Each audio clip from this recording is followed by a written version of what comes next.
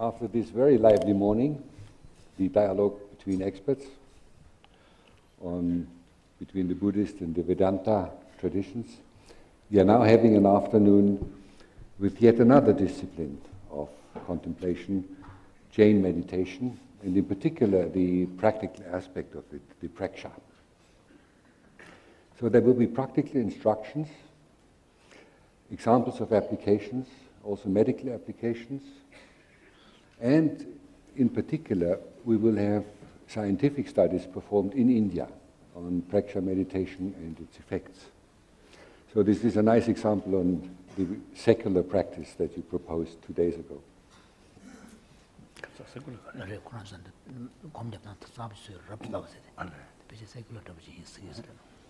You will see 3 new faces on stage. Some of them you know already, the others you know. And for the attendants, I would like to briefly introduce them to you. All the way to the right, we have H.R. Nagendra. I was told that one can use the abbreviations and that it is actually requested. He's the President and Vice Chancellor of the Swami Vivekananda Yoga University in Bangalore. Correct. He has co-authored about 35 books on yoga and nearly 35 or 40 research papers in engineering and in yoga.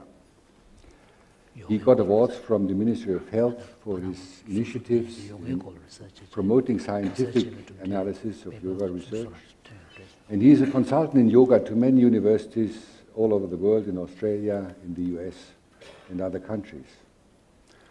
He joined the Vivekananda Kendra, which is a service mission, as a honorary director of training in 1975.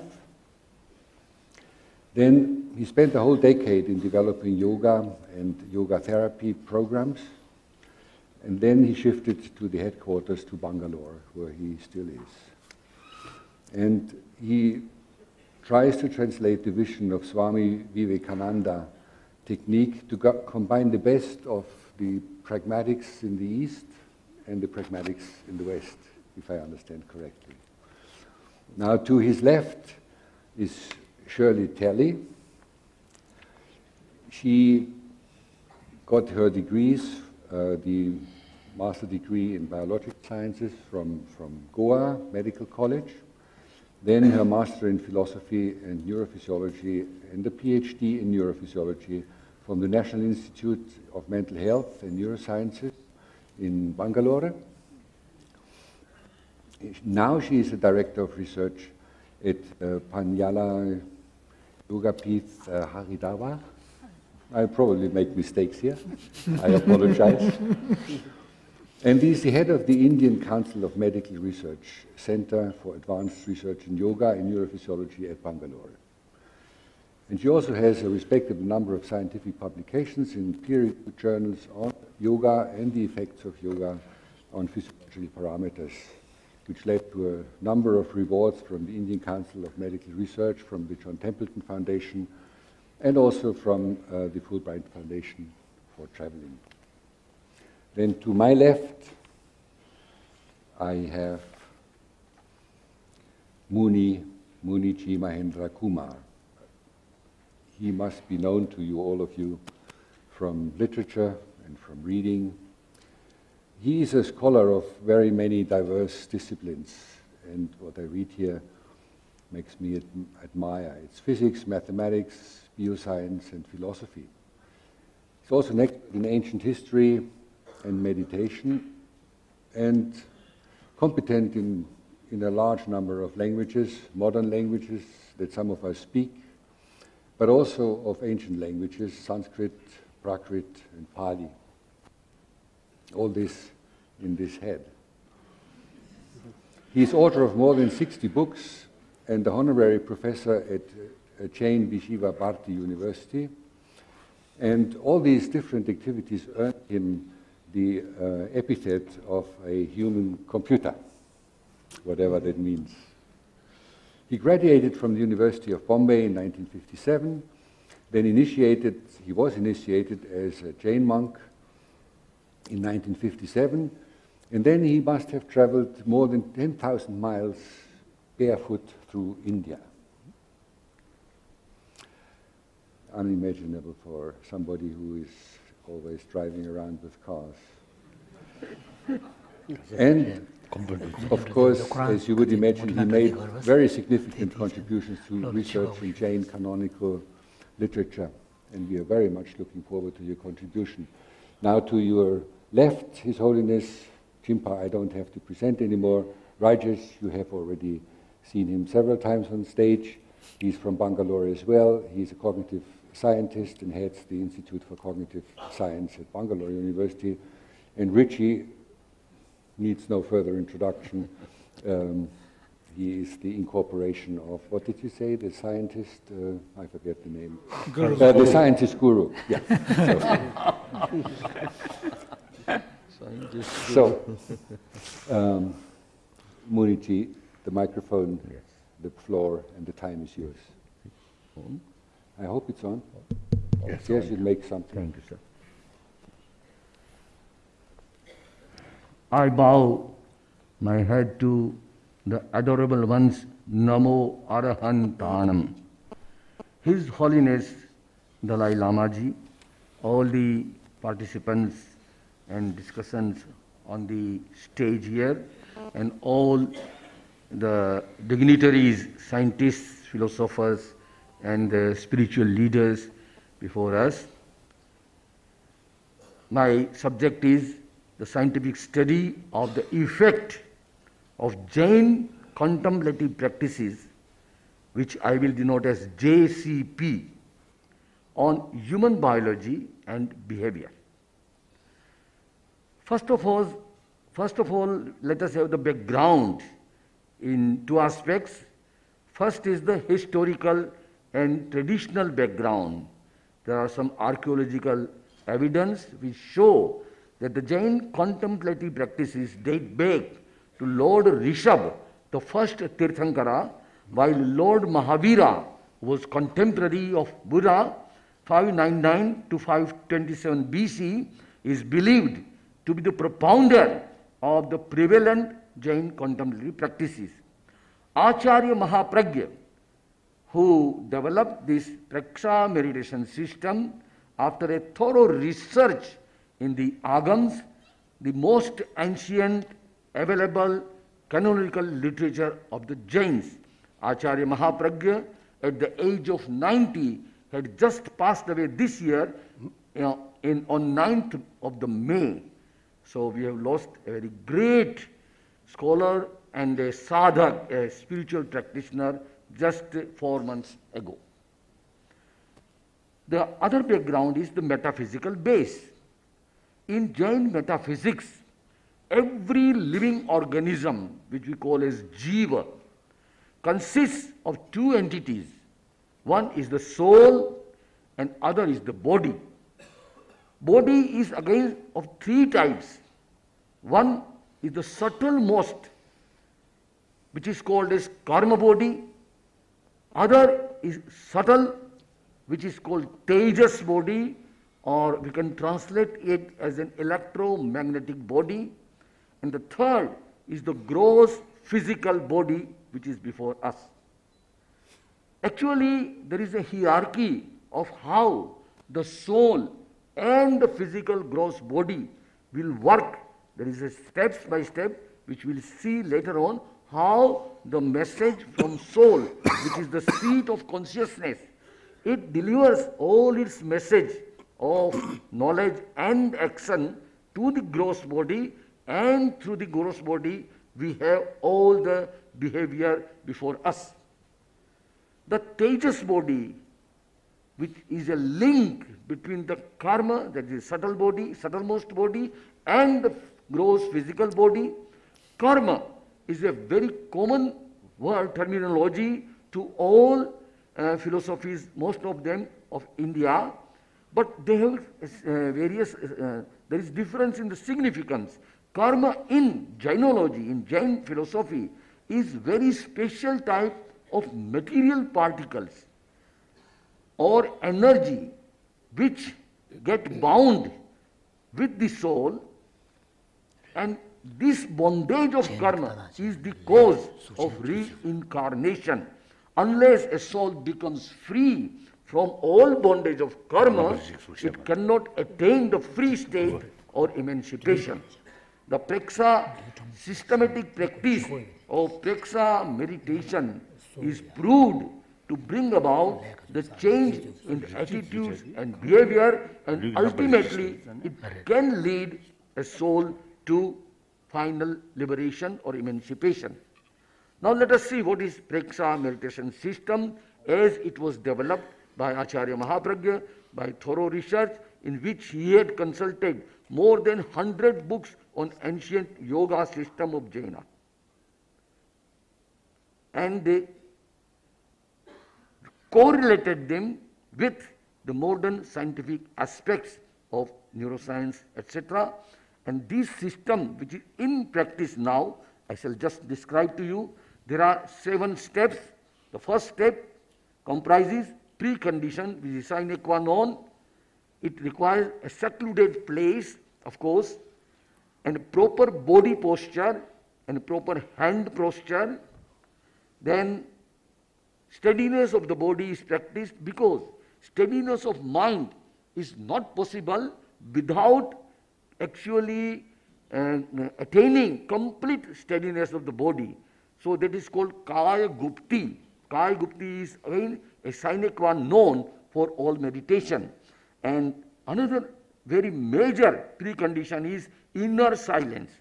We can attain inner silence only by relaxing the vocal cords. So that practice is required, and when this practice is achieved, one becomes completely having inner silence. These are the preconditions. In the second step, we recite a mantra. Sometimes the mantra is in form of some syllable. Arham is a very special Jain mantra, very ancient Jain mantra, Arham. Also we recite Om. Om is also considered to be a Jain mantra from the point of view that the 5 obeisance paid, the tributes paid to the highest souls. There are Namo Arhantanam, Namo Siddhanam, Namo Airyanam, Namo Vajjayanam, Namo Loe Sabbhasavanam. That is included in Om. So Om is also accepted as a Jain mantra in Jain tradition. And there may be no syllable. We only recite what is called a nasal sound, which we do in Brahmari Pranayam, that is producing the sound like humming bee for a long time, and it will create a protective shield of sound energy which will protect a meditation practitioner from the external effects. The third is the aim and the resolve. Aim, that is the Preksha Sutra. The sutra is given in ancient scriptures. It says, see yourself through yourself. Sampikhaye appaga mappayenam. That is, the soul is to be perceived by the soul. The seer is the soul, the seen is the soul. And then we have the resolve.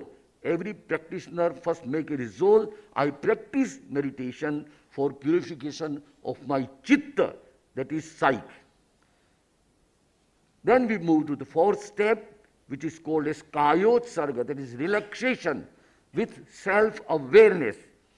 In this, we try to attain complete relaxation of each and every part, each and every muscle, each and every nerve of the body through autosuggestion, by concentration of mind on each part, and try to attain complete relaxed condition. After measurement through the equipments like electroencephalograph, it is found a good practitioner of Kayotsar can produce at once the alpha waves in his brain.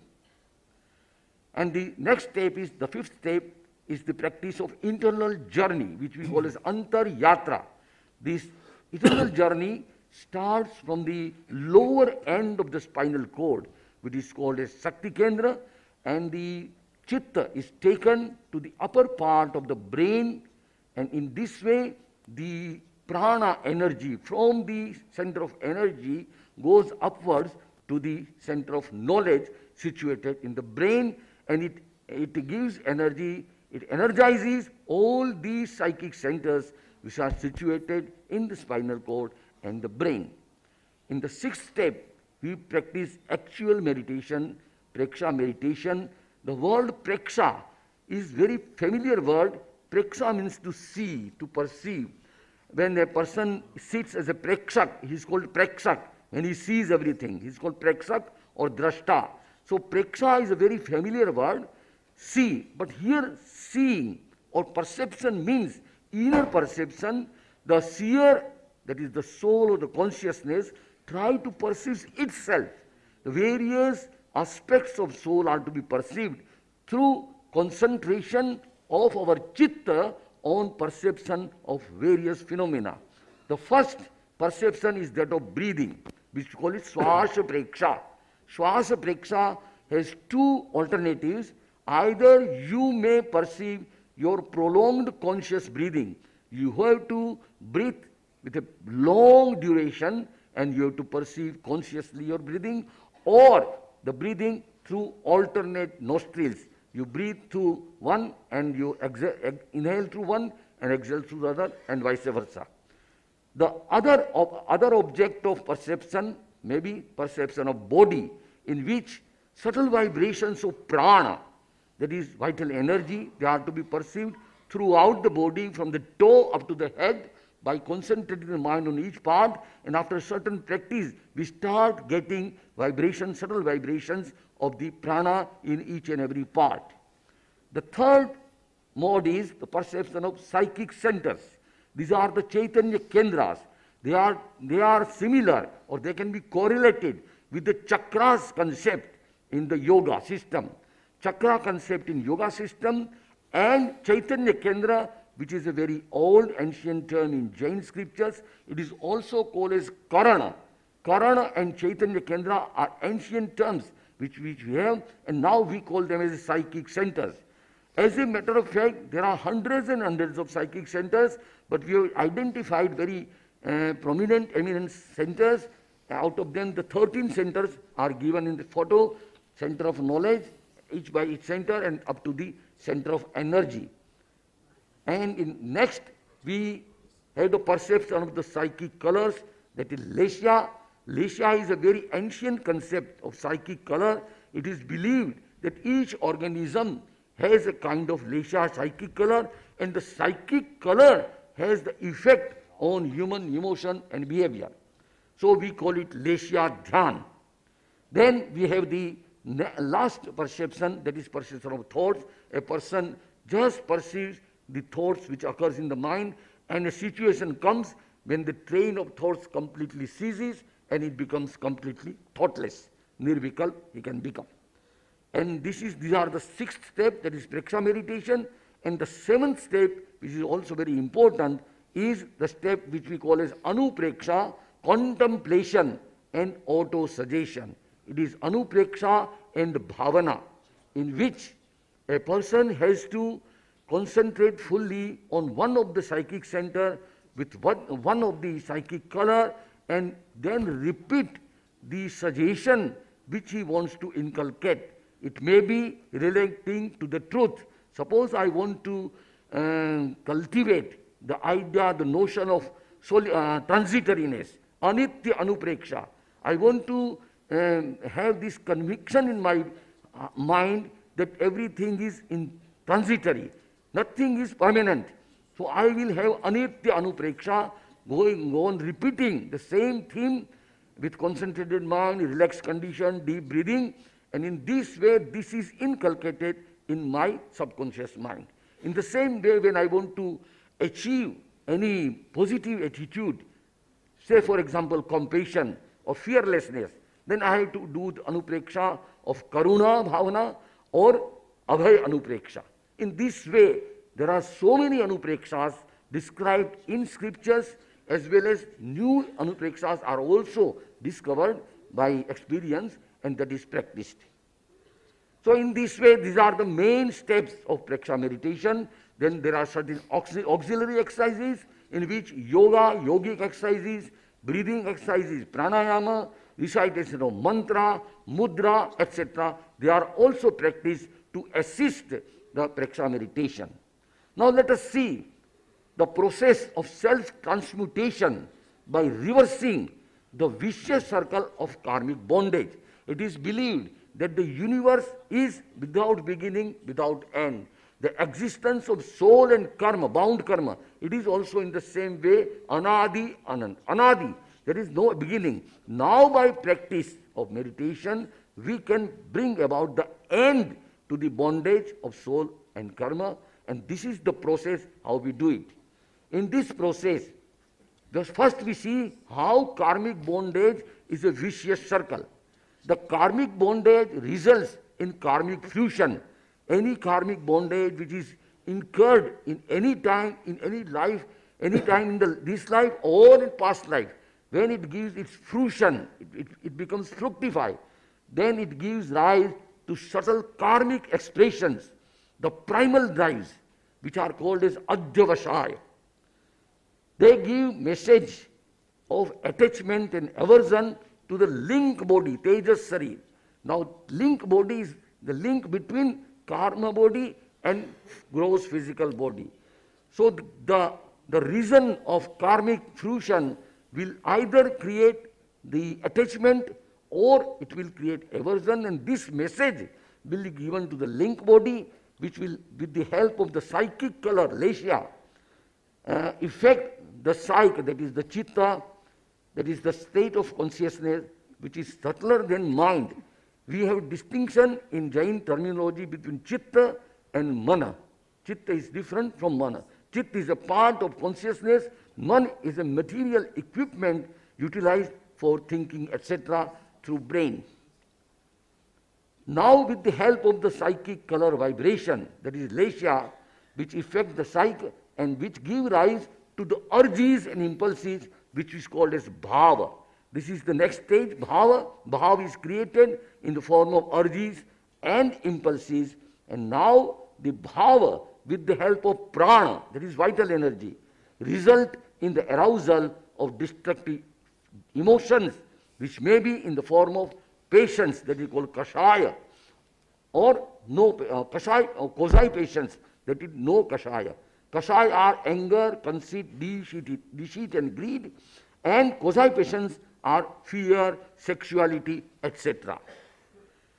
The prana that flows in the breath, breath also has a prana, it is called swasoswasha prana, is affected, which is made faster and shallower. Whenever there is arousal of such destructive emotions, automatically the breathing is faster and shallower, and the prana qua breath communicates with the prana qua mind, speech and body through central nervous system, resulting in vitiation of the conduct and behavior, and the whole process culminates in attracting new karma.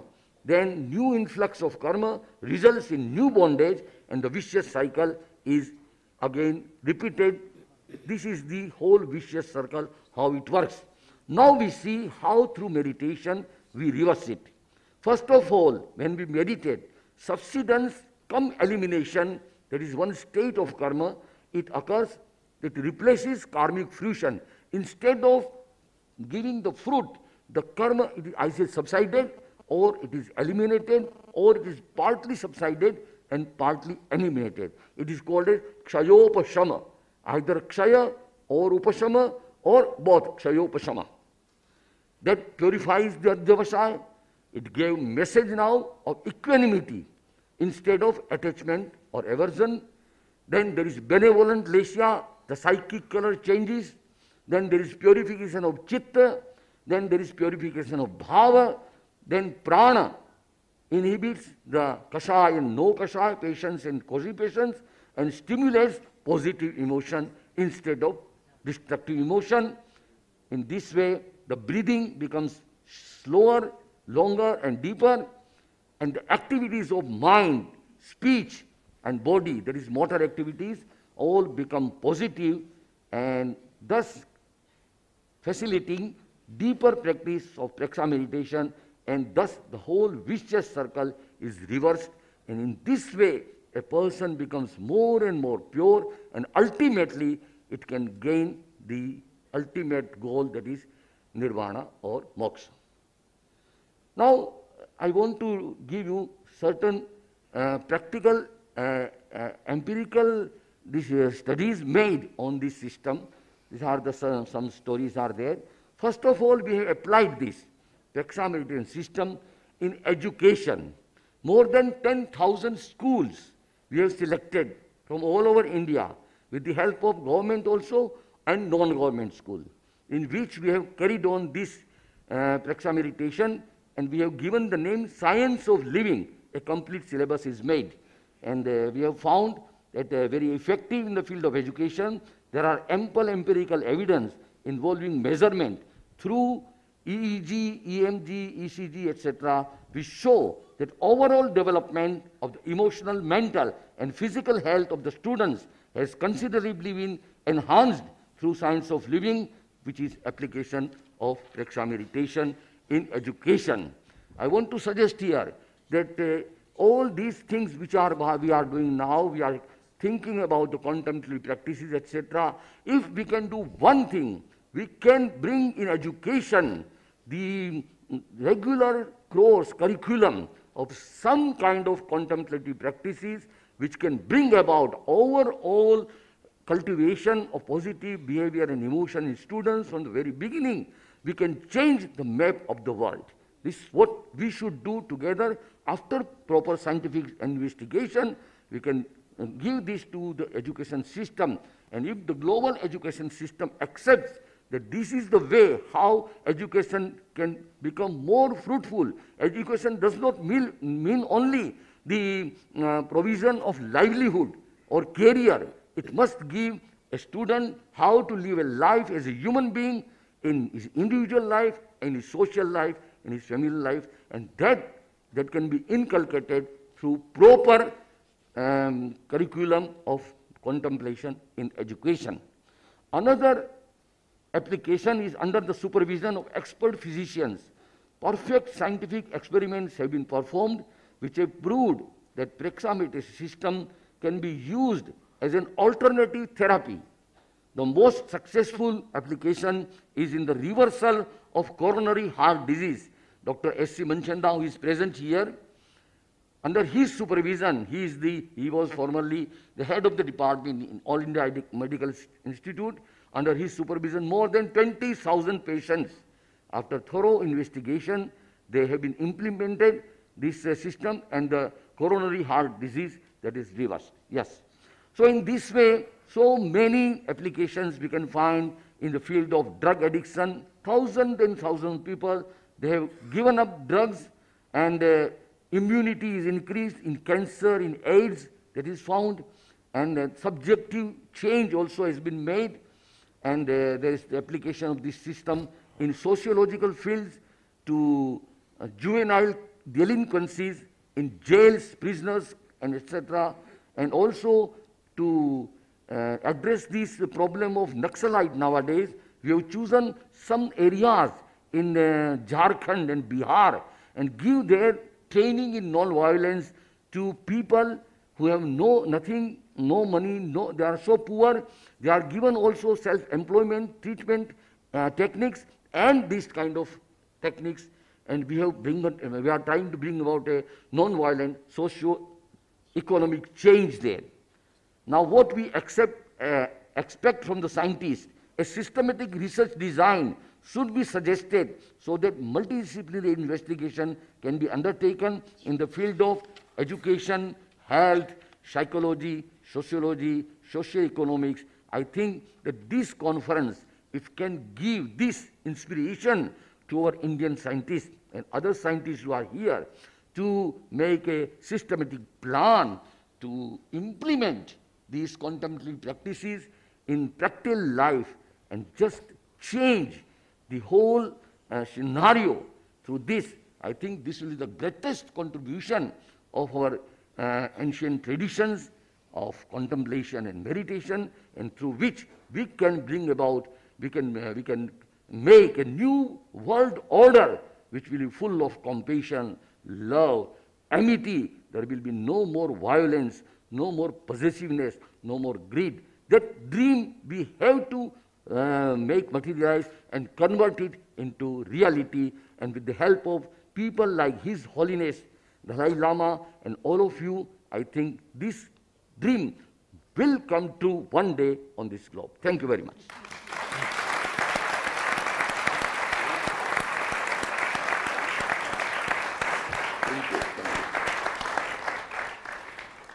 Thank you, Muriji, for this wonderful synthesis of a scientific analysis of a practice. These flow diagrams really look like a scientific piece. And the ethical implications of these practices, something that science cannot do. From science, we have never inferred any ethical rules so far. They must come from somewhere else. Now, before I hand on the words to Shirley for the next presentation, His Holiness, would you have any comments? Is there anything that Buddhism sees differently? 또 코 죽도 써야 돼. 다음에 14거에 한 면자도 연구를 봐. The cycle in which karma kind of, conditions the whole kind of... No, ultimately, mind or chit creates karma. Karma creates sort of certain sort of that result. So that's the way... The cycle. The cycle. Exactly. Same thing. So in order to achieve, moksha means cessation of these sources. No. So ultimately, we have to take care about our mind. Exactly. Same thing. So basically, it's the same. Same thing. Same.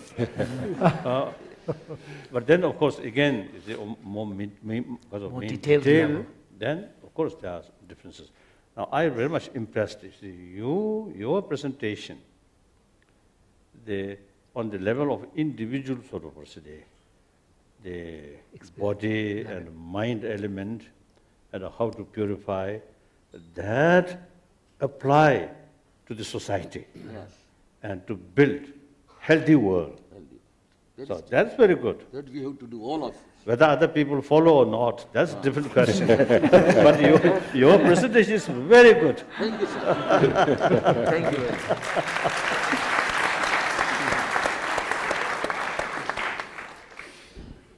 I think it's wonderful to see these convergences happening here.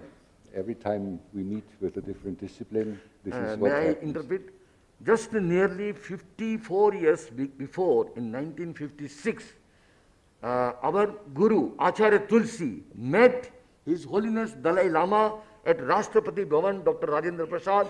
He introduced Dalai Lama to Acharya Tulsi, our Holiness Guru, and that was the first meeting between Jain tradition and Dalai Lama, and that is now going on since 54 years. Many times he has visited our university, a very remote place in Ladnu, and all the time we have been together in organizing many activities. Thank you.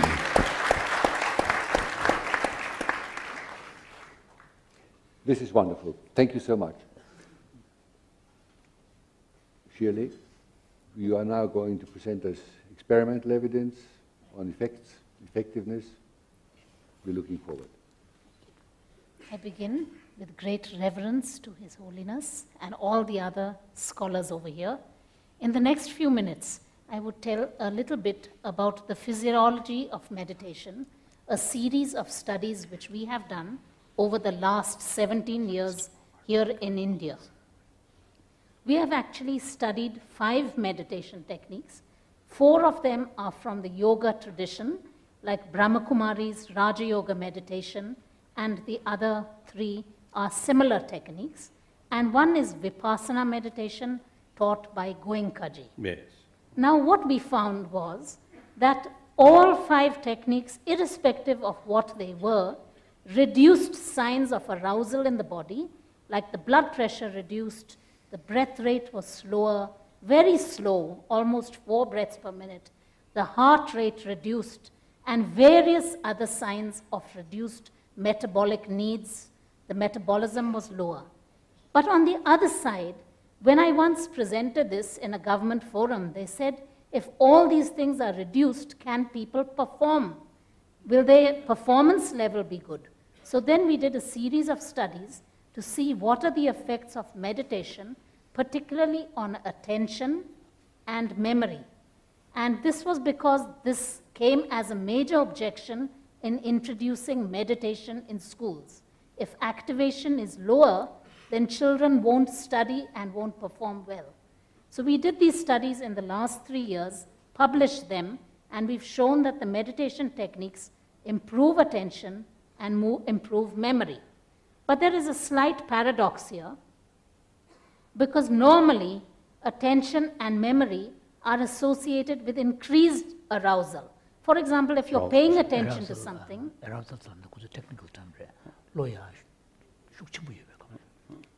if you're paying attention or if you're trying to memorize something, then your body will be in a state of alertness, not necessarily tension, but alertness.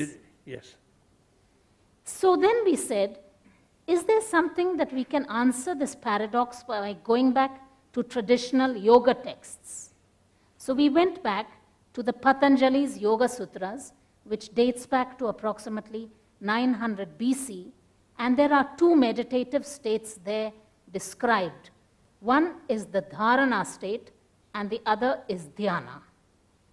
In the dharana state, there is meditative focusing. So you could take up the breath, you could take up an external object, but during that time, the mind is engaged in the object of meditation. It progresses on to the dhyana state, where there is no longer effort, there is no longer attention, but it is just a total absorption in the object. And we have done a series of studies on dharana and dhyana states separately.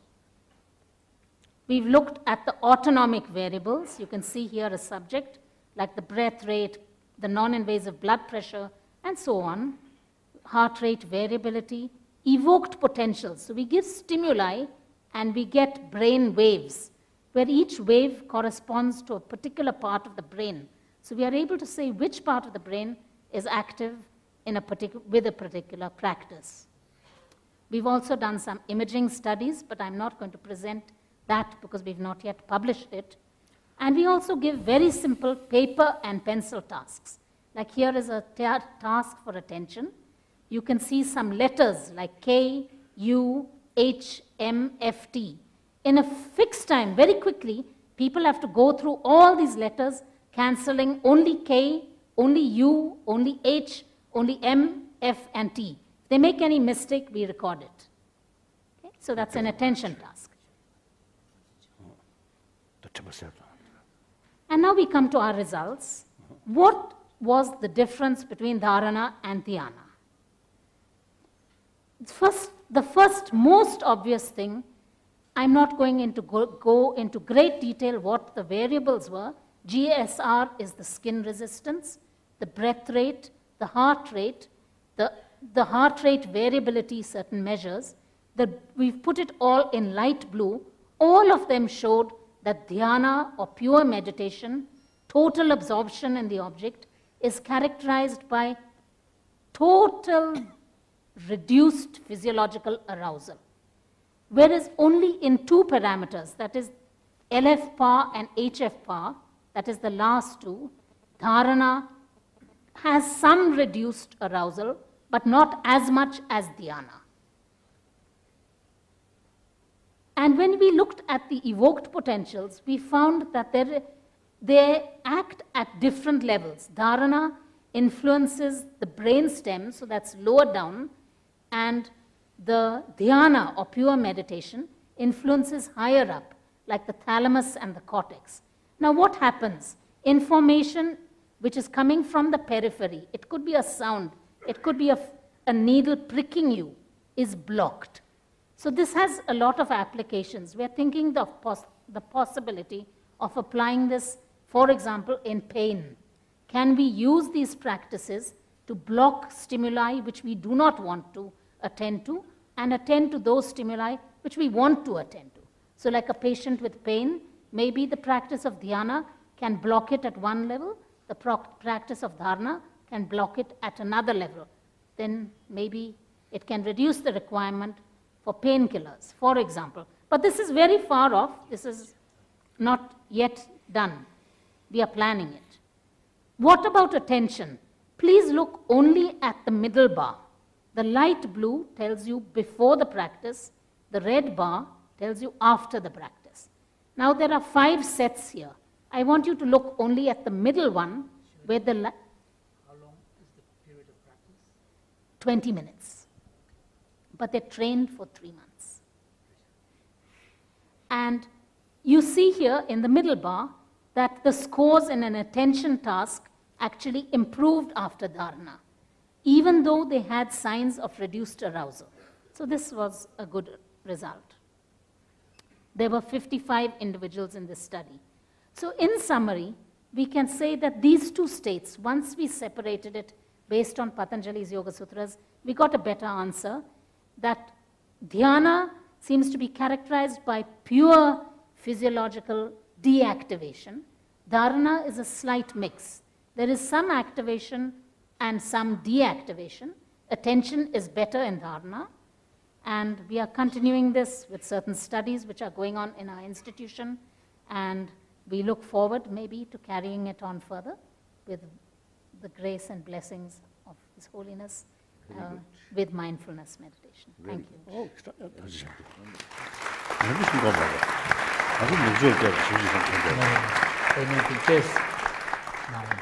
Thank you, Shirley, for this very impressive and concise demonstration of what can be done, also psychophysically. You don't always have to get the big measurement devices to find out change.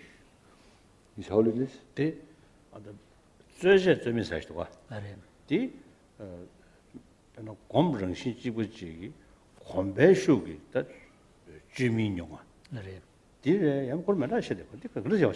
So the question that His Holiness has for you is between the distinction between dharana and dhyana.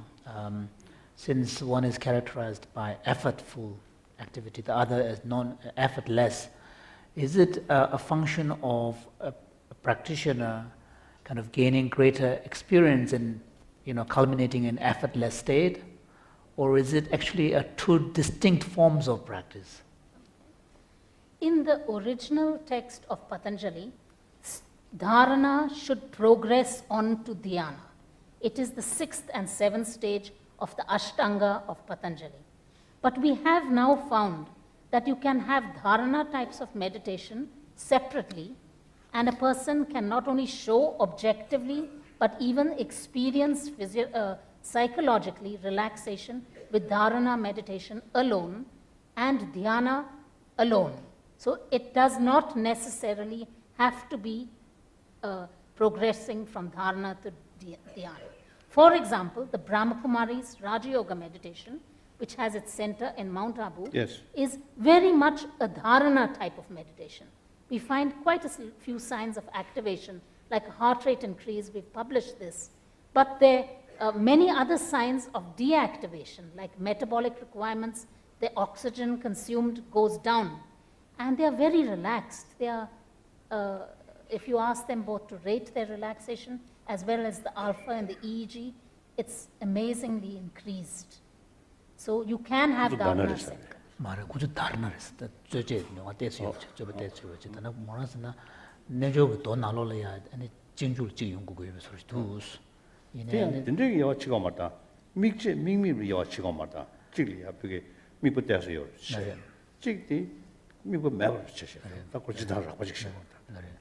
So His Holiness is wondering whether the distinction is more about object, one with object and one object-less meditation. Yes.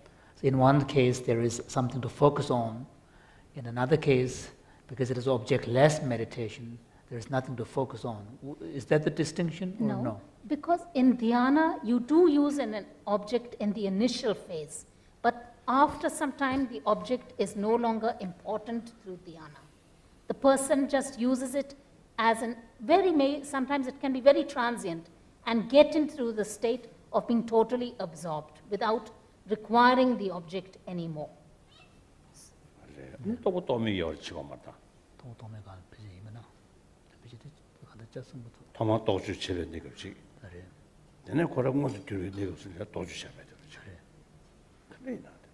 Someone is wondering whether one could look at these two distinctions as one being conceptual, there is at the level of thought, and then the other, the dhyana, being non-conceptual, kind of thoughtless state. Yes, yes, very much. That's in fact how we do describe Pero it. chashana, pero midawa kombarji, midawa kombarlo chikti, gomenikolia, kasa dana setche. Di makro community ane ni dhyana chagri chagmare. That's it. Najung donal de hiti gorba. The Quran. Mibujilmin. So, for example, if we were to take the example of, say, someone meditating on their transient nature, the impermanence. So, at the initial stage, one takes impermanence as the object of meditation, focuses upon it. There will be effortful state, and then, as he or she progresses as a result of this focused attention, would you say at one point, in principle, that dharana state can kind of culminate into a dhyana state? Yes, yes. In fact, let me just put it in a different way. In the dharana type of meditation, the person remains thinking about the object. Suppose like it's Om. You think about the attributes of Om. What is the significance of Om? What is, how is it written in Sanskrit? You may think of different aspects of Om. And if it's the dharana meditation, you may remain only doing that, and that's all right.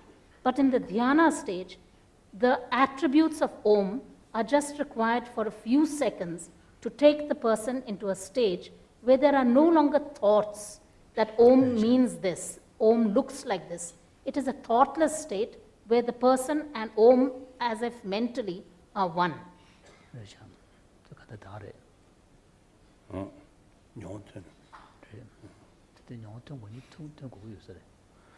So, can I ask a question again? Yes. So, sorry, but still that doesn't answer the point about does dhyana actually require a precedent of dharana type practice? There are a few meditations where they get into the dhyana state without dharana.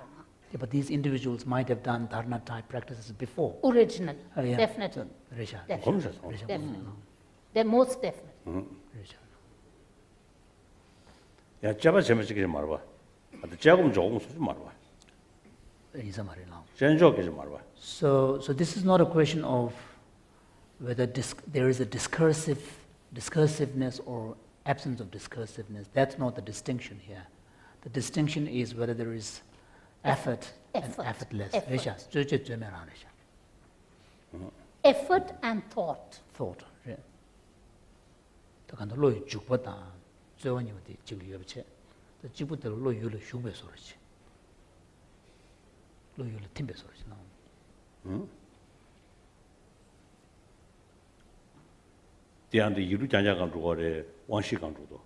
So, say for example, in both of these cases, like particularly dharana, is it at the object that one takes it, is it at the level of mind, or is it actually a visual object that you take?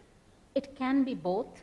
For example, at the start of a dharana on Om, you may actually keep your eyes open and looking at an Om symbol, and then close your eyes and visualizing it. But it need not necessarily. So you rari. Kanda Om Vishwaliya, Omjet Sugruti, Shadavati, Yirulia, the 20 Sharchu. Then the Muyanda, Navashuna, Dinging Sumnies. So this makes sense because we use the visual object. So definitely the object that is being taken on is really an image rather than the physical object. The physical object is only as a kind of a medium, a vehicle, media to get to the mental image. Because in the Buddhist text there is a similar discussion of what is the exact nature of the meditation object. And they're referred to as a kind of a form, a mental form. It's how you perceive it in your mind or in your mental state.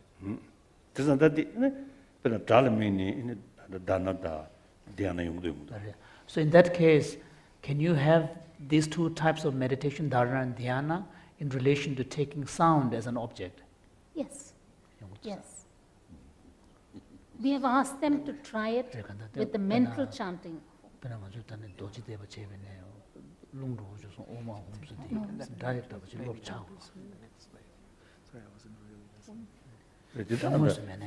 네, 옹부시를 좀 두고 이를 걸어.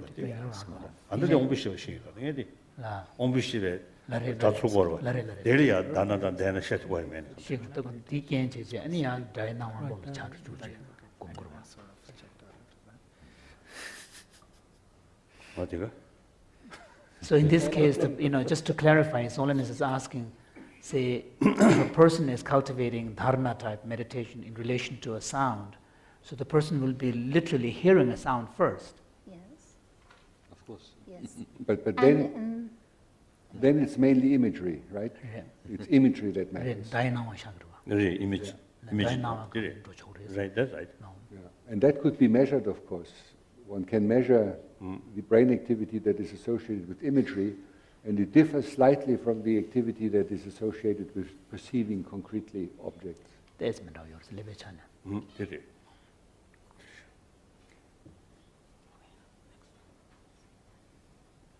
Should we proceed? Yes.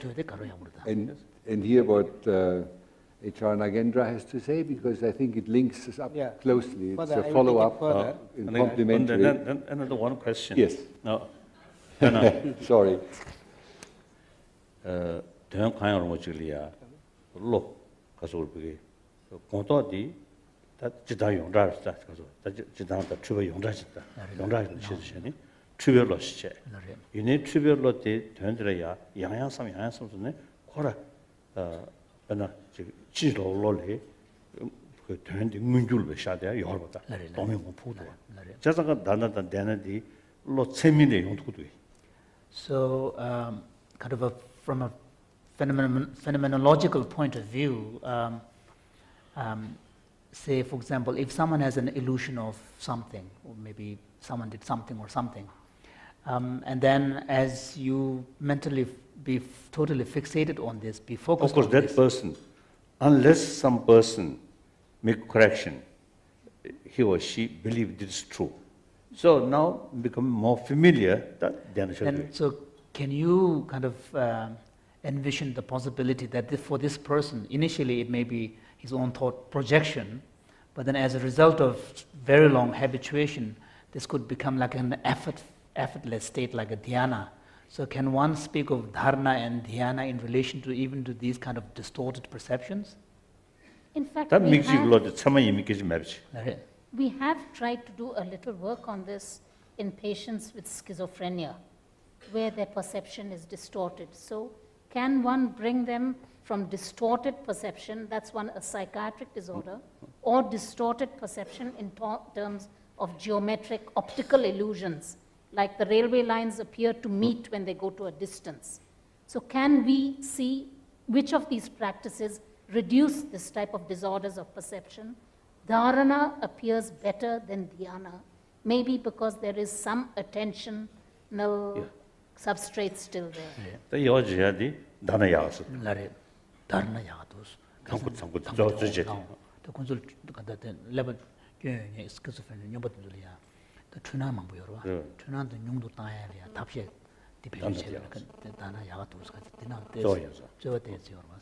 Just, sorry.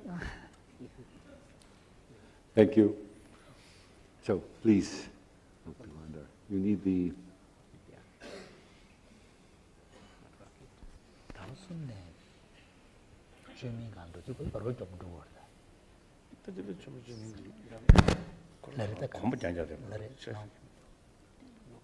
We may have a logistic problem.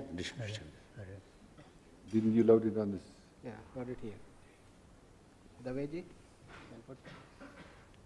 So maybe we can continue discussing while technique is His Holiness was saying that it's trying to resolve itself. His Holiness was saying that it's wonderful that this kind of research has already been done to be able to distinguish.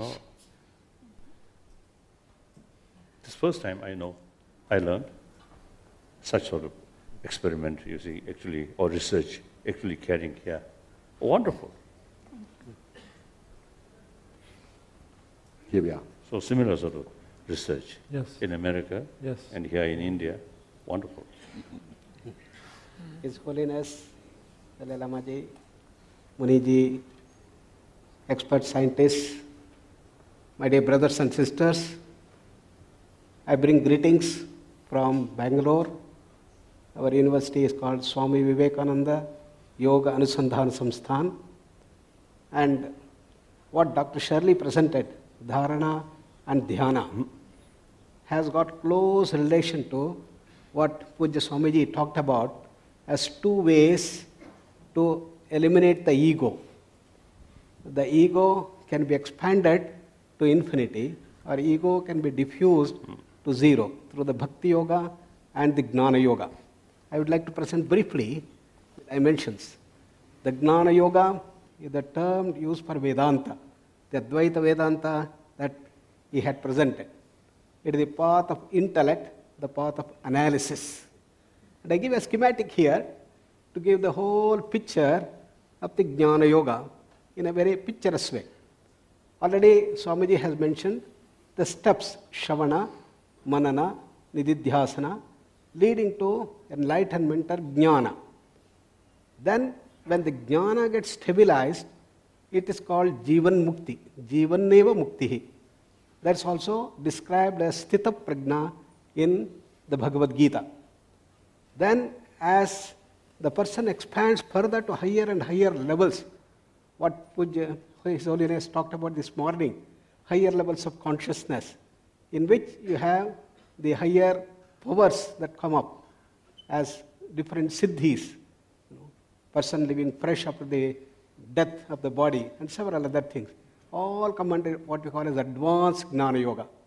And ultimate reach is moksha, the eternal freedom. Freedom from all miseries, freedom from all bondages. That is the great teaching that the great Master Swami Vivekananda has given us. And here the essential feature is to cleanse the mind, as beautifully brought out by Muniji also. And what is mind? In yoga, it is not merely functioning of brain. Functioning of brain is manifestation of something happening deeper. Like electricity is there, bulb is there, light is coming out. Light is manifestation. Similarly, functioning of the brain, the EEG signals are all manifestations of the mind deeper.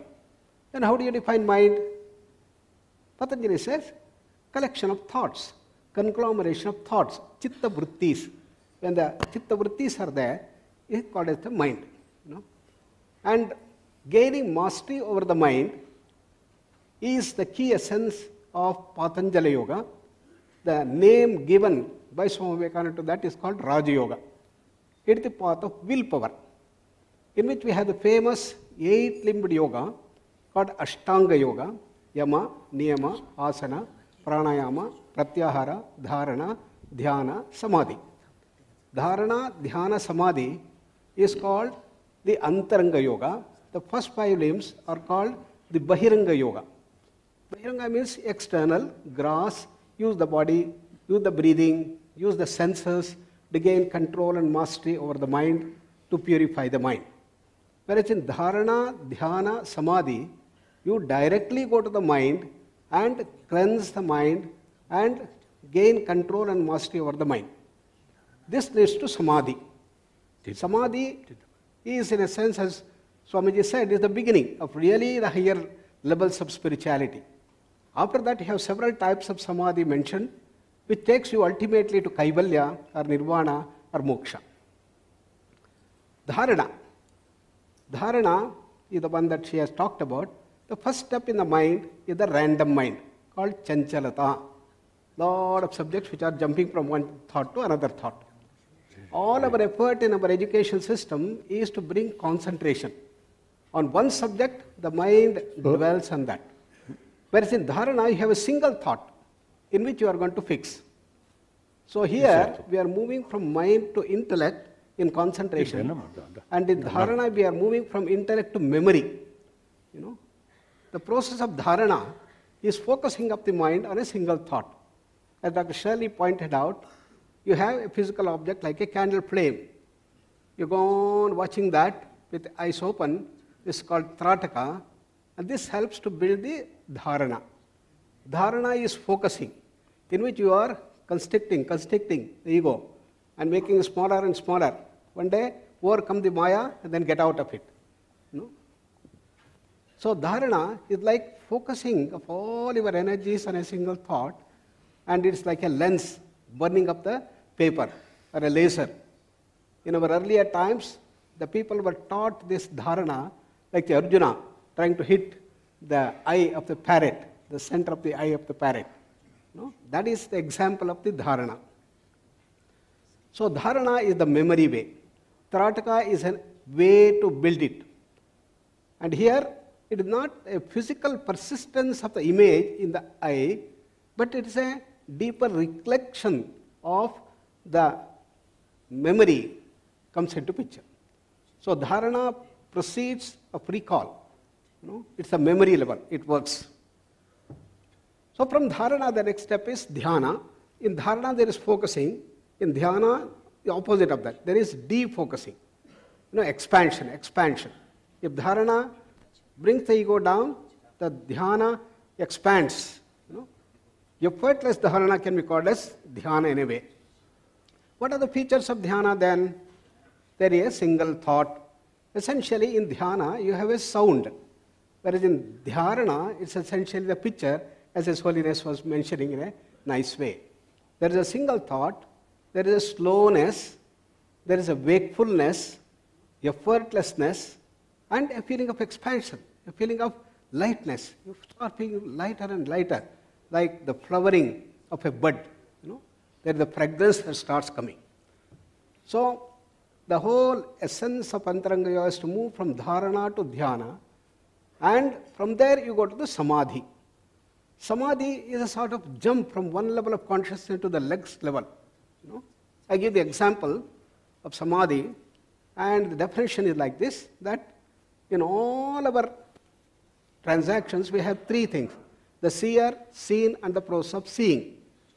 I am talking, the subject of the talk, and the process of talking. There is a trifold process. Even in meditation, there is the meditator, meditated, and the process of meditation. When the three things become one, it's called samadhi. Becoming one with the seen is samadhi. So samadhi can be on anything. That is the one that has been defined by Patanjali, Tadeva Arthamatra Nirbhasa Swarupa Shunyam Iva Samadhi, as he defines that. And here, I feel there is a comparison to the physical world. In the physical world, there is a quantum jump of electrons. When it goes on absorbing energy at some level, it jumps to a higher orbit. Something like that happens in the mind also. And samadhi jumps from one level of consciousness to the higher level of consciousness when there is a merger that takes place. That takes you to the higher level of consciousness, I believe. And what features samadhi is that there is tremendous amount of happiness, bliss. That is the bliss of the higher level of consciousness. There is a feeling of expansion and lightness. And deep knowledge starts coming up. And there is greater power featured by greater creativity and greater dimensions. And this is the wonderful experience that Sri Ramakrishna Paramahamsa exhibited in his life when he went into samadhi. And when into samadhi, he was in such a blissful state. And we had a classic example of Girish Ghosh, and he was the drunkard of the times. And he was all the time in a drunken state. Everybody said, except for this drunken state, how wonderful you will be. Why don't you leave? Then Girish said, no, why should I leave? I am getting so much of happiness. Somebody said, why don't you go to Sri Ramakrishna Paramahamsa, and he will do the things. So Girish was very sincere, very nice person. He came to Ramakrishna, and at that time Ramakrishna Paramahamsa was just coming out. He heard some bhajans, he went into Bhava Samadhi. He was standing like this, in that wonderful Samadhi state. And Girish was looking at him. 1 minute, 2 minutes, 5 minutes, 10 minutes, 15 minutes. Then slowly Ramakrishna comes back to the normalcy. Then Girish asks, what brand? What brand? Then Ramakrishna says, God brand. Do you want? Come, I will teach. He completely transferred the drunkard of a Girish into a fantastically great personality. That is the power of samadhi that has been talked about in these things. So through regular abhyasa, practice, the purification takes place, as Muniji also mentioned, and you can reach this higher state. What is the result of this samadhi? Practice of meditation, samadhi, leads to mastery over all the senses and emotions. That's why the values start coming up. You overcome the fear, greed, anger, miserliness, because you are at a higher stage, and the universal love starts coming up. So Vivekananda's wonderful speech in Chicago, he talked about the universal brotherhood, Radha's love for Sri Krishna, and His Holiness Dalai Lama's wonderful love for all. You know, such a fantastic thing. These are all the benefits or the qualities of the higher states of consciousness. Shunichaiva shvapake cha panditaha samadakshinaha, as it is said. And these are the features of the higher states of the consciousness. It leads to peace, silence, transcendence, ultimate reality. Call it Brahman, call it Nirvana, call it Kaivalya, call it Moksha, whatever time. And this goes on through conscious, effortless effort for many, many lives, purifying till end, features a great yogi. You know. This is the whole dimension of this thing, and I'm very, very thankful for you for this presentation.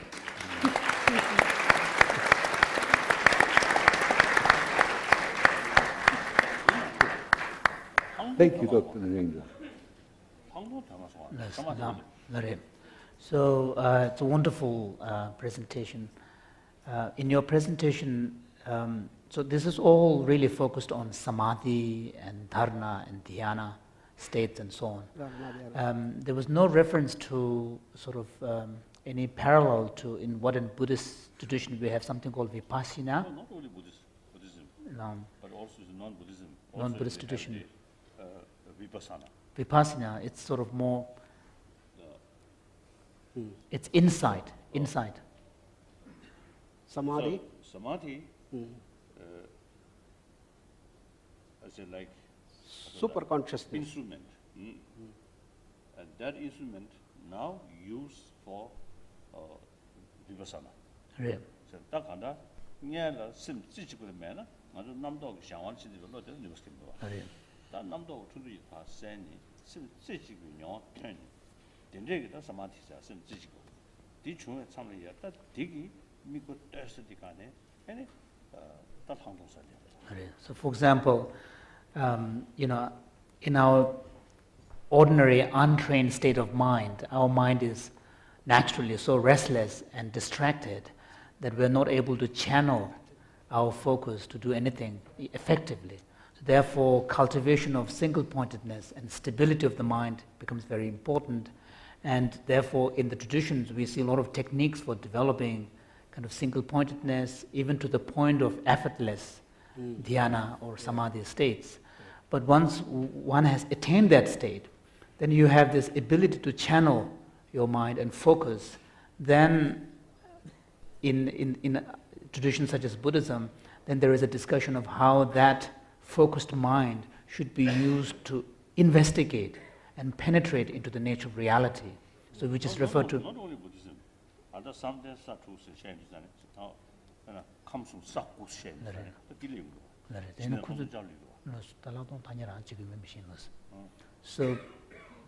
So he sold...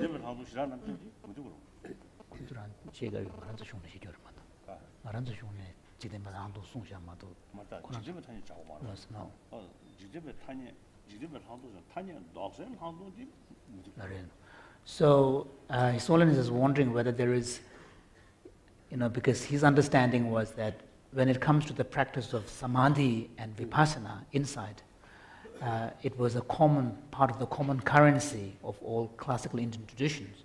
So we had a lot of presentation that is very, you know, articulate about the description of the samadhi process, getting this single-pointedness mind, focused mind, stable comes mind. from Sakku Shen. For example, we find discussions of the levels of mind that are indicative of the three realms: the desire realm, the form realm, Amadado, Rubadado, Arubadado. Arubadado, formless realm. Senita, Kaso, something Tanguin Yato, Mijo Meneche, any Mish something Nietzsche, then something you was super sure, Sumishi. So there are descriptions, for example, in the Buddhist meditation manuals or manuals on meditative states, how one moves from the preliminary stages of effortful, concentration, then to the first level of form, and second level of form, and third level of form, and then transcending form into a formless states, and progressively getting subtler and subtle levels of formlessness. Right. So in all of these cases, the understanding is that it's not simply a function of the refinement of the samadhi, but there is also a complementary factor of insight. So it's both a combination of the samadhi as well as vipassana, insight. So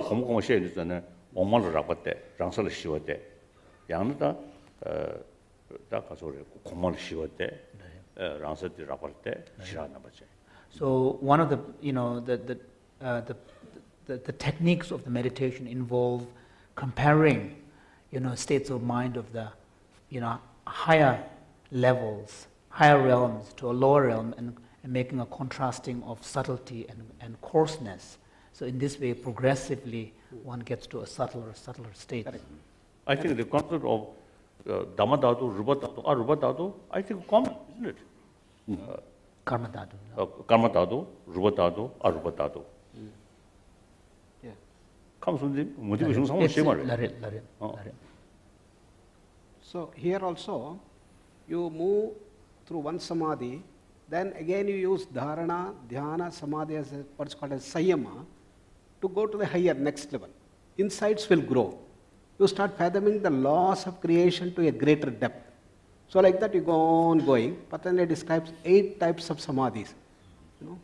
There you have sampragnata, asampragnata. Asampragnata is complete silence. Then again the new dimension comes up.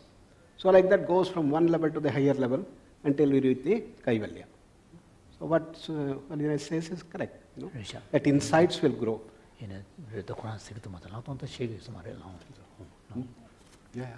Just a small further to, as Dr. Nagendra said, as the person reaches the state of pure quietude, then insight automatically happens. There is perfect freedom of the mind, and in that quiet state, insight and interoception, what is happening within the body, become automatically perceived.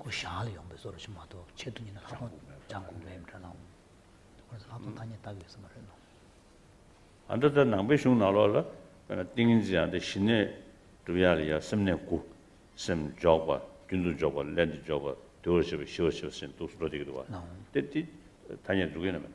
Solon is wondering whether there is practice channel, couldn't do to if you look at the Buddhist instructional texts that describe the practice of samadhi, stages of the development of samadhi, there is a description of 9 stages of mental development, moving from an initial stage where you have very effortful, where you have to first try to simply choose an object, focus on it, and then you have to...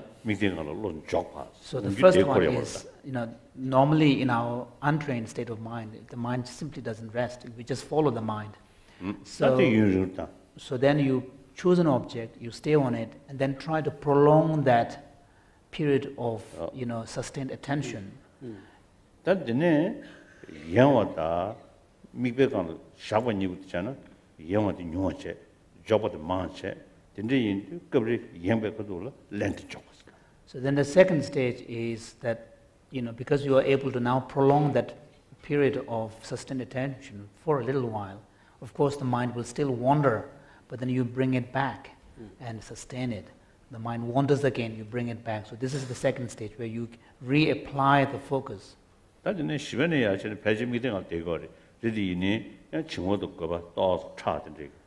So then from stage 4th onwards, although the stability of focus is maintained, so you don't distract, there is no gross distraction, but there's still kind of influences for subtle forms of laxity or excitation.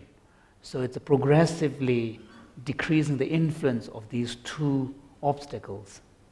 So in other words, His Holiness was asking that in the Buddhist text, there are descriptions of how to systematically go through, for example, like 9 stages of mental development. So he was wondering whether there is any similar instructions on how one goes through these stages step by step. Up to reach samadhi. Exactly. It goes on improving and stay for longer and longer time, and with less and less distractions, with a single thing. Then when you stay there for a long time, suddenly an explosion takes place, an expansion. I got it, what Swamiji was describing. That expansion is called as samadhi. No.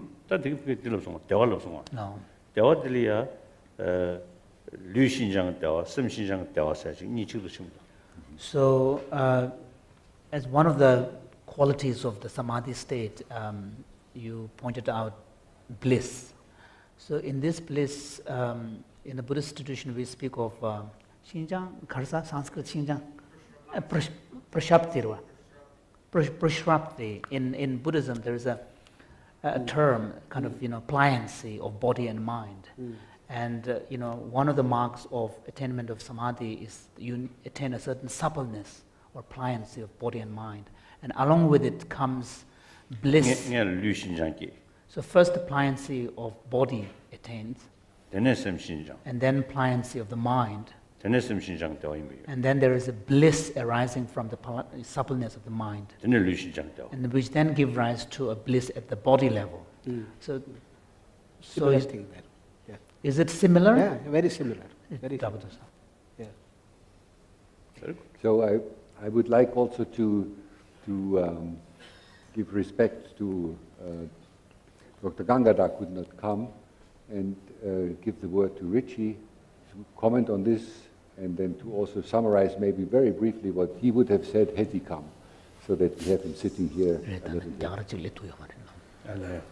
I want to first make a comment about one aspect of this discussion, the idea that Shirley, I think, mentioned introception, which is the perception of one's own body that may come effortlessly with this practice. There is a way to measure this very rigorously and objectively using modern scientific methods, and it's quite a simple and clever procedure, I think. What we can do is to present a series of tones to a person, so they get 10 tones, and in one case, those tones are precisely coincident with the heartbeat. So you get a tone with each heartbeat, and the person's heartbeat is being measured, and the heartbeat actually triggers the tone. So the tones are precisely synchronized with the heartbeat.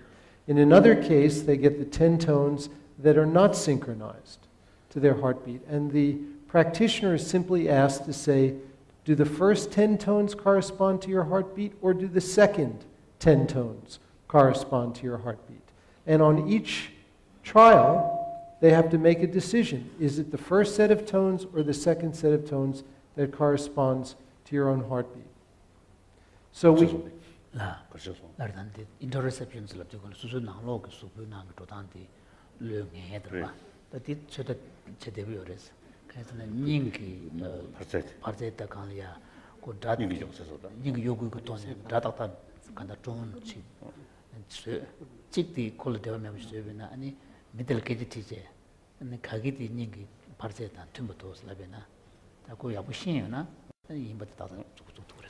So we gave this test to a group of very advanced practitioners, our long-term practitioners in the Tibetan tradition, and also long-term practitioners in Kundalini Yoga tradition.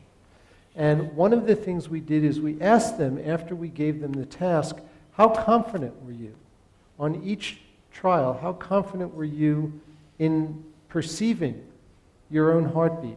And we had two groups of meditators, the long-term Tibetan practitioners and the Kundalini practitioners, and a group of controls who've never meditated. And both the Tibetan and the Kundalini practitioners rated their confidence as very high, that they were able to perceive their own heartbeat. But when we measured it objectively, no difference from normal controls. Absolutely no difference. So the only difference was that they thought they were better, but they really weren't better at all.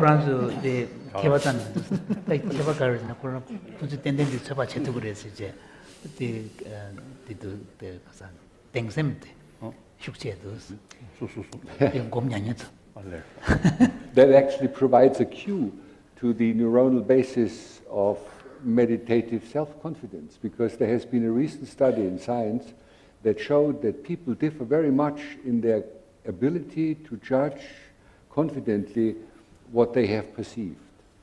And they really fall into two groups. There are people who think they are right and they are not right, and there are others who think that they were not very good, but they were very good. And if one looks into the brain in a very bias-free, with a very bias-free method, what is the difference between those people?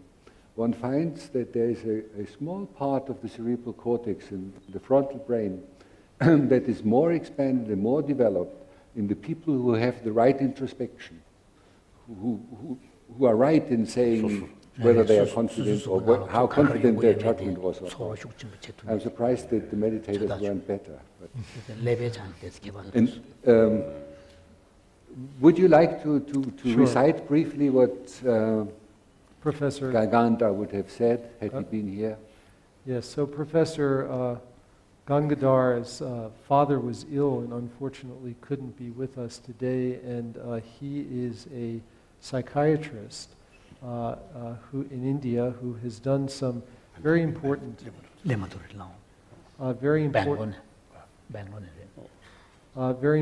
research, mostly looking at the effects of certain yoga practices, Sudarsha Kriya Yoga in particular.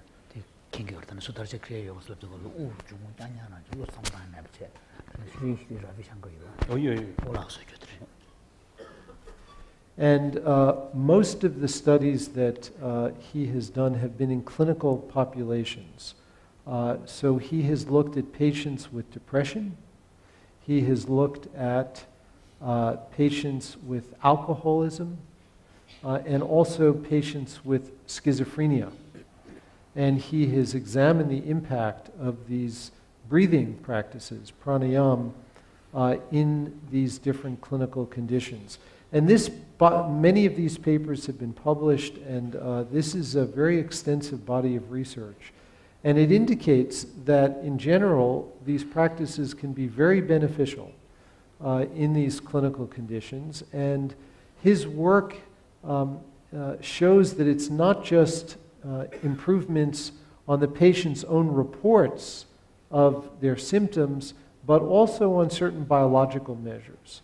One of the measures that he uses is cortisol, which is a stress hormone, and he finds that cortisol is significantly reduced by these practices in patients with depression in particular. And one of the really nice things about some of his work as well is that he has included some comparison conditions, not just untreated individuals, but he, for example, in one of his studies compares the yoga practice to physical exercise and finds that the yoga practice actually is, in this case, was more beneficial than simple physical exercise. So,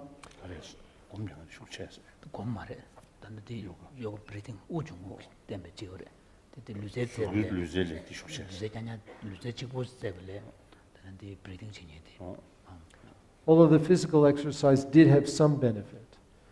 Those are the principal findings, and he is now beginning to do work looking at the effects on the brain, although that work is just beginning, but it is work that's now being done in India, and I think this is some very important work and will contribute to the body of work in contemplative neuroscience. Thank you, Richie. That's very helpful. So it spreads. Good news. So Raj, I wonder whether you want to give a meta-analysis of what you have heard, being a cognitive scientist, and they know usually better? I'll try. Actually, over the last few days, 2 days, we have heard from both representatives of various Indian traditions, from Muniji, from Swamiji, from Ram Prasad and Tupton, as well as people who have done scientific research on contemplative practices, from Richie and Matthew, from Shirley and Dr. Nagendra. And for a scientist like me who's interested in these traditions, it is a very rich array of knowledge and discovery, perhaps almost confusingly rich. And I'm just trying to make sense of the diversity and see if there is a unity here to be shared, not primarily, I would say, with the Indian scientists here, but also with the other scholars and practitioners, because I do believe that this is a wonderful moment and opportunity to create something new in this country. And the first thought that came to my mind was that contemplative science is an attempt to bring the first and the third person together in an integrated form of inquiry into the human mind and the human brain. Now that is something that neither contemplation nor science by itself can do. So to be able to bring these two together is something which is exciting at every level. As a scientist, it addresses the theoretical questions that I study, but also in terms of the study of human well-being, I think that it offers an opportunity that we perhaps have never had in history before. And so what we heard over the last 2 days from the people who have presented experimental studies is how there are measurable effects that can be detected by studying advanced and sometimes even not so advanced practitioners of contemplative practices. I would like to add one more to this list, which is that the theoretical basis or the philosophical basis of these two traditions also need to be brought together, right? What was talked about yesterday, that neuroscience comes from a very specific history of European post-Enlightenment thought, and that the Buddhist, Hindu, Jain, yoga, all these traditions, which also have a very long history of working on these very questions, can also be integrated with the theories in the cognitive and brain sciences. So in particular, I feel that what's now emerging in cognitive science as an extremely important subdiscipline, which is called embodied cognition. As Your Holiness, you must know that Francisco Varela was very central to these developments.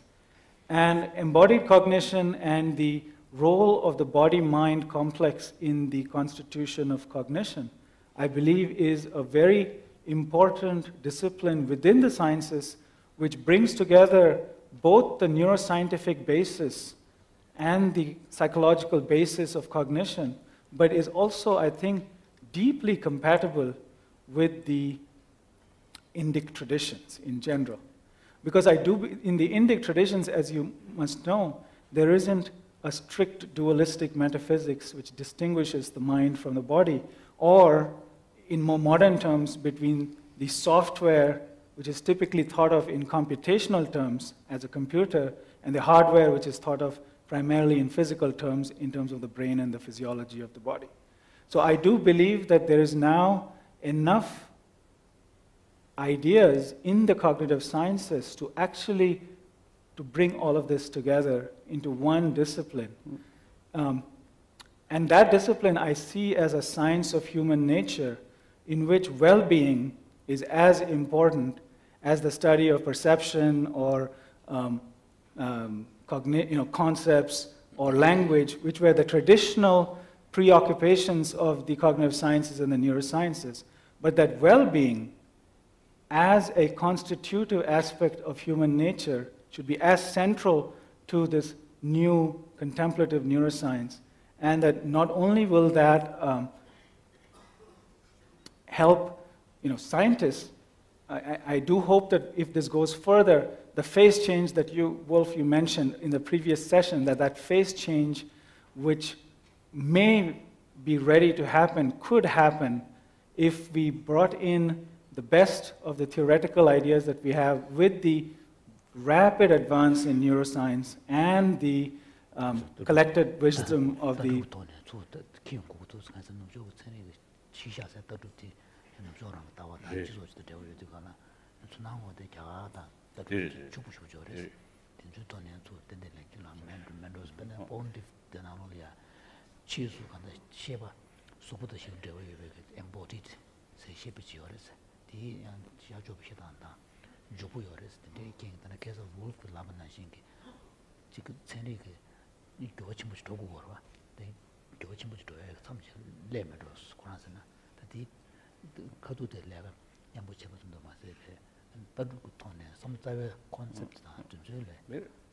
So one specific idea that I would want to share as to how to do this might be that the traditional Indian framework of the pramana system, which is shared across all the traditions, might be a way to bring all of these together into one framework.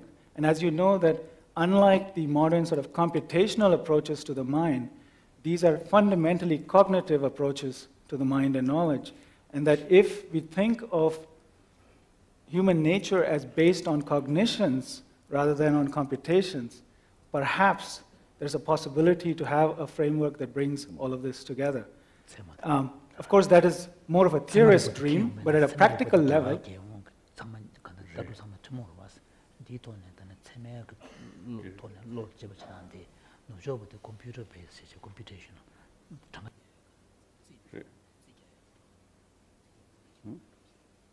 at a practical level, of course, a science of human nature which incorporates well-being, I don't think we need to say any more about what usefulness it would have. I mean, from education to addressing complex issues like climate change, I think that a well-thought-out and well-researched science of well-being, I think, will be important for everybody. But I do think that in order to have that, you know, to echo the British philosopher Bertrand Russell, he once said that people who read Plato do not know mathematics, and people who know mathematics do not know Plato. And I wish to echo that and say, and to reverse it and say that if people who read Nagarjuna know neuroscience, and if people who know neuroscience read Nagarjuna, I think we will all be better off for it. Thank you.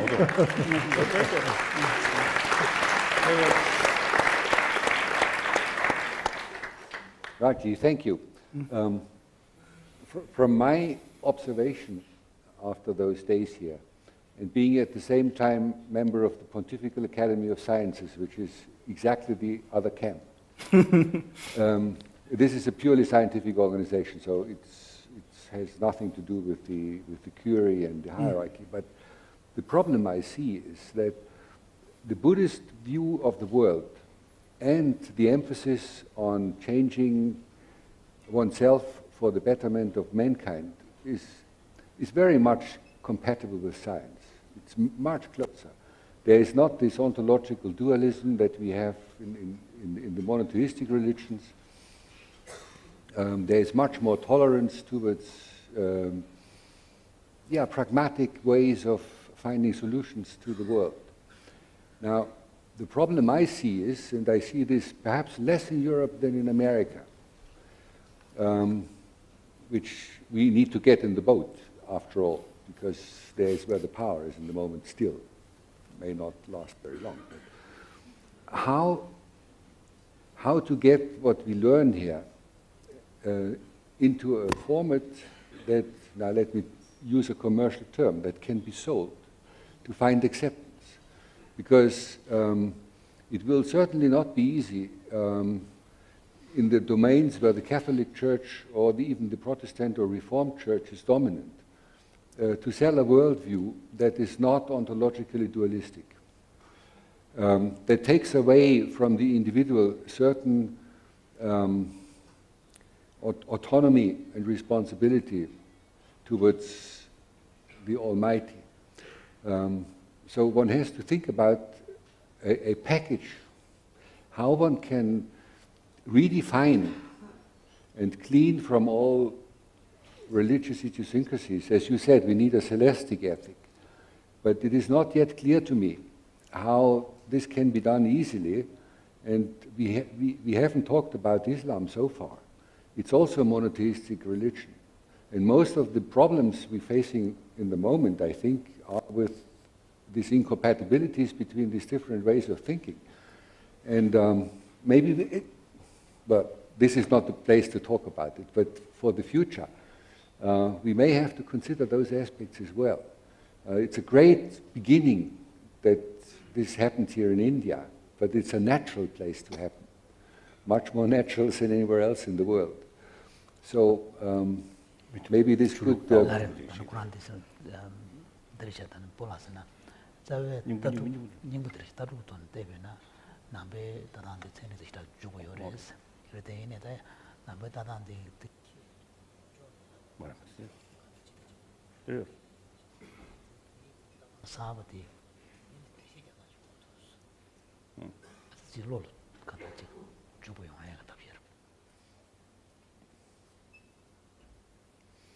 What's your experience with us?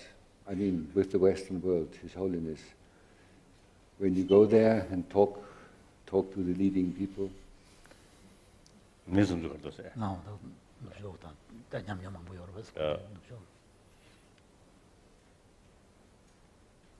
is my experience, and also is my effort. You see,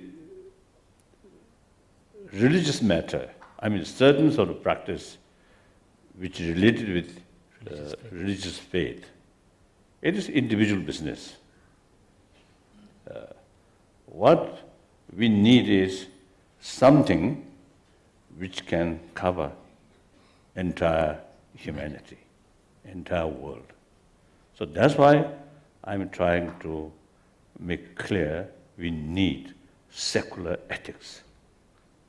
Then if we think, you see, properly, secular ethics not against any religious faith. In fact, all religious faith develop according to the principle of secular ethics. Secular ethics very much related with biological factor. This is my view. So some creator or no creator or next life or no next life, these are personal matter. Whatever you like, you follow it, no problem. But at the same time, you see, these, I think the Buddhist concept, you see, cannot cover all human beings, all humanity. And because a monotheistic religious belief also is cannot cover all humanity. I think we Buddhists and we Jain, you see, we believe law of causality rather than creator, isn't it? Yes. No creator. No creator. So strictly speaking, we too non-believer.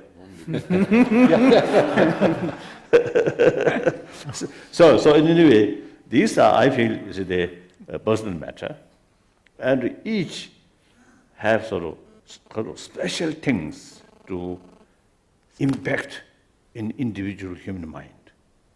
Some individual, the concept of creator is so beautiful, so powerful, very good. Other day also I mentioned, is the total submission to God through sheer faith reduce self-centered attitude, isn't it? We Buddhists, you see, in order to reduce self-centered attitude, egoism, through concept of anatma theory. Now here we also have some barrier. You believe atma, I do not believe atma. Even within Buddhist, you see, there are some barriers. Pali tradition, Sanskrit tradition, within Sanskrit tradition, they follow of Chitta mantra and follow of Madhyamika, there's demarcations. It's endless. I think some Buddhist literature mentioned, so long human brain remain there, difference is always there. Right? Namdo masabodo,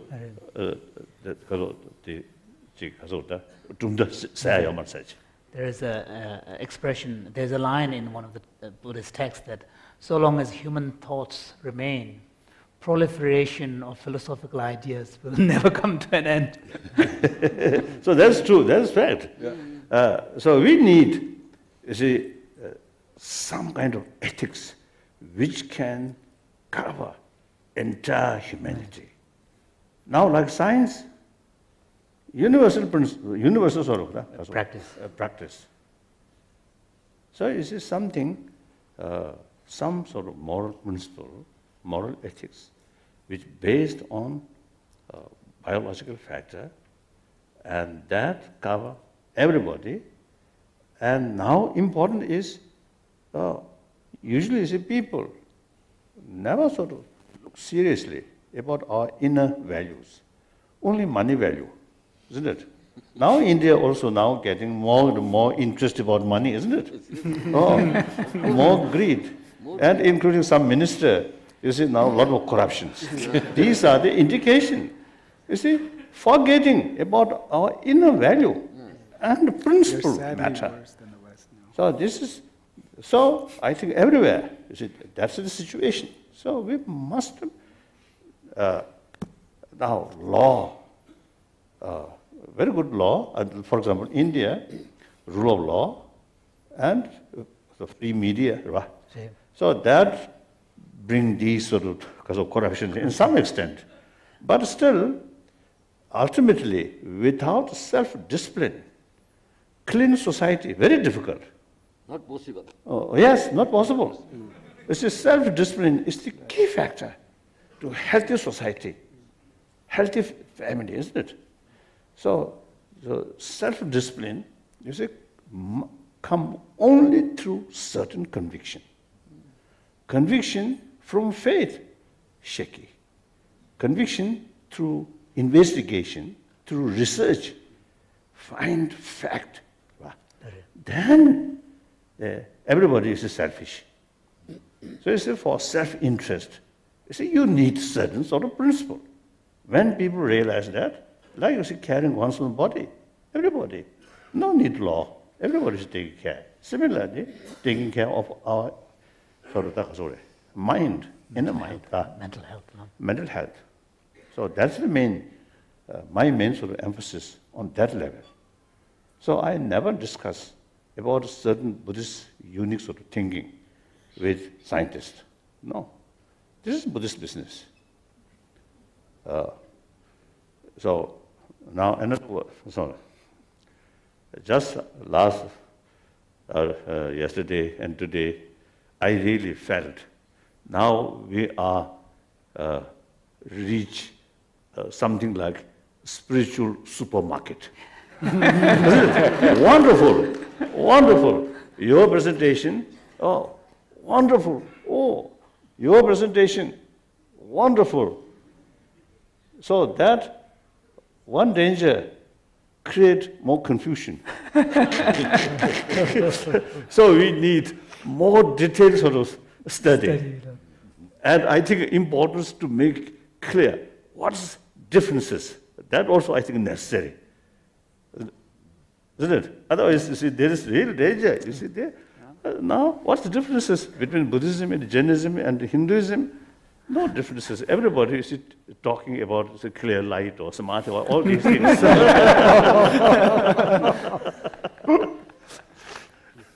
So that I think if these traditions are truly same, then the 1,000 years of these great masters, I think they kasore.